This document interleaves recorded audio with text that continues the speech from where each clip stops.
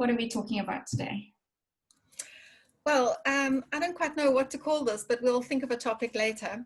But I've been thinking about how human beings have always taught their children before there were schools. So if schools are so essential, how did we ever survive? How did people learn and work and trade and keep the country and the economy going through all these civilizations and centuries if there weren't really formal schools?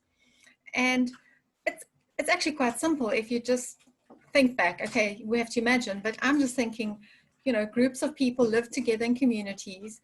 They would sit around a fire in the evenings with the children, with the elders, and they would tell stories and they would sing songs and they would pass on their traditions and their culture in that oral storytelling form, largely. And then how would children learn to live as adults and do what they did to get food and clothes and shelter and trade with other people, or whatever it was that people did at whatever time frame in history it was? And it was always by learning from the adults in their community. So they would work alongside them, live alongside them, maybe be apprenticed by them, you know, go off with the men or go with the women and learn whatever skills they needed to perpetuate that culture and that economy. And that was how they survived. And today it's actually still the same if you're homeschooling. And we don't maybe sit around the fire at night and tell stories, but we've replaced it with written stories. And movies as well, I suppose, are also a form of story. And as homeschoolers, we can still use stories and the lessons learned from generations past and fictional characters and real characters, especially if we read biographies. And we can talk about those things with our children. And then just living everyday life. They experience stuff with us in the workplace, in town, shopping, going to the post office and the bank.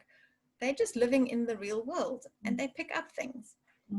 And then I suppose we can also add more focused activities where we take them for lessons or they learn a skill from somebody or even enroll in formal lessons. So I'm not saying there's no place for formal lessons, but in a way, we're still doing the ancient things that people have always done. And I just thought it was really interesting to think about it like that. Yeah, I think so. And I think it also ends up with a much more balanced approach to education than taking an age group and segregating them from everybody else and saying, because you are this age, you are only allowed to learn this. You know, we often talk about in a homeschooling environment the trickle-down effect on the younger children because they're exposed all the time to this environment, to language that is not dumbed down, but language where you are interacting, say, with a teenager, and they're being given thoughts that are bigger than what would be allowed in a preschool, allowed in a grade 3. And that's normal, that's communal living. When you've got this multi-age sort of approach, and so much learning just happens by osmosis in those environments. But the oral tradition of telling stories is huge. In fact, we were sitting around the fire on Sunday night, because we write every Sunday night, and we were talking about the gardener that works with me once a week, and I need to record his story because he doesn't read or write himself, but he has got a diploma from Stellenbosch University, which he did orally. He has shaken the hand of Arnold Schwarzenegger. He has worked alongside some of the most reputable landscaping companies. He's run aerobics classes for the people on the Cape Flats. He used to be a strong man and do bodybuilding, which is how he ended up meeting Arnold. And I just thought to myself, these are the stories that are going to disappear when he passes on. And these are the ones that need to be recorded. So in our programs, we've got books written by people who have passed on now. And they have left behind this rich heritage that we can share with our children, and parents who use our program can share with theirs. And it's just, for me, it definitely follows right on from that natural way of learning alongside your parents and your community. And then what it allows, obviously, is when something excites the child's mind and they get really, really enthusiastic about a topic, we don't hold them so tightly that they can't go and explore that rabbit trail on their own or with you as the parent. And again, you right alongside one another, learning and getting this new information all the time. It's a very, very exciting way to learn. Yeah. I just want to add, what you've made me think of too is the importance of sourcing history for ourselves within our communities and even within our families. You know, there's such richness in the stories that grandparents can tell their grandchildren, because they lived in a generation that's past where technology was different and all of those. And I've seen for myself how I've got a little bundle of letters that were my grandmother's, written to her when my grandfather was courting her. And they lived in separate towns, and she kept all these letters. But the language is archaic to me. You know, they talk about taking a promenade along the beach. They don't use words like that anymore. And the gifts that he bought for Christmas for people was things like a tortoiseshell hairbrush. Well, all our stuff is plastic now. And she worked in a bank, and they had messenger boys who would bring little letters at lunchtime and tea time from different people in the town, because they couldn't just email or phone. You know, it was just a different way of doing things. And there's so much to learn from that, and the kind of entertainment they had. They went to dances and they had to wear jackets and ties and dress up for those kind of occasions, and stockings and things, that fashions have changed, and it all comes through. And it's so interesting when it's written by somebody that you know, or even if it's not written. I also managed to capture on a voice note a story of my auntie who was in her 90s before she died.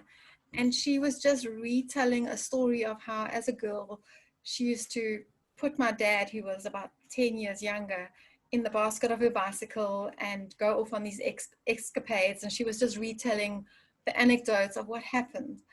But she's gone now, and I just managed to catch that one day, because she told it, and she, you know, and they're precious things in every family that we could capture and record, if not letters, voice notes, videos, home movies.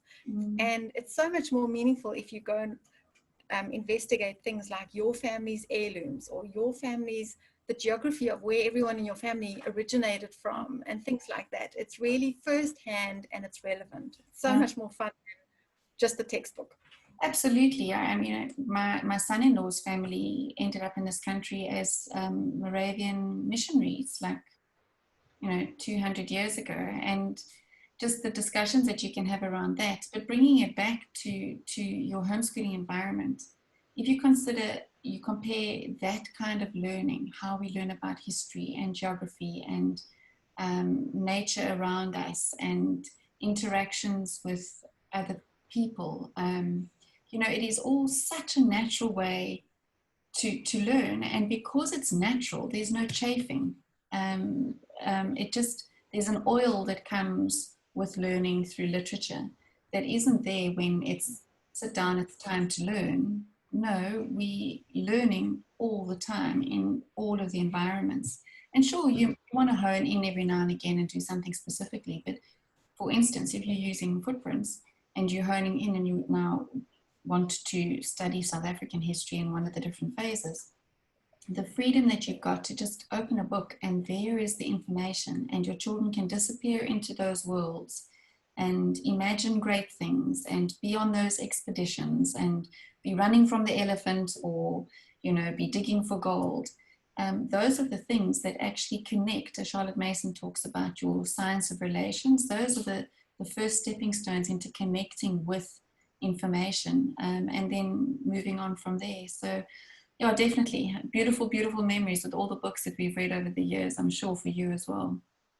I think that making connections is the real difference, that when you're learning something because you want to learn it, you do make those connections. But when you're learning something because it's forced on you and you just have to learn this so that you can fill in the blank on a worksheet and pass the test, it's not as meaningful. And so that kind of information sort of goes in your short-term memory and leaves again shortly afterwards. Whereas when you've engaged and connected in a different way at a deeper level, that learning sticks with you. Even if you don't necessarily remember the exact dates or the exact names, you know what you learned about in general, so it sticks. So have we come up with a name for this chat? Or will we leave it for when we upload to YouTube? I mean, there's so many things, you know, it's delight directed, it's literature-based learning at its best, it's the oral tradition of stories.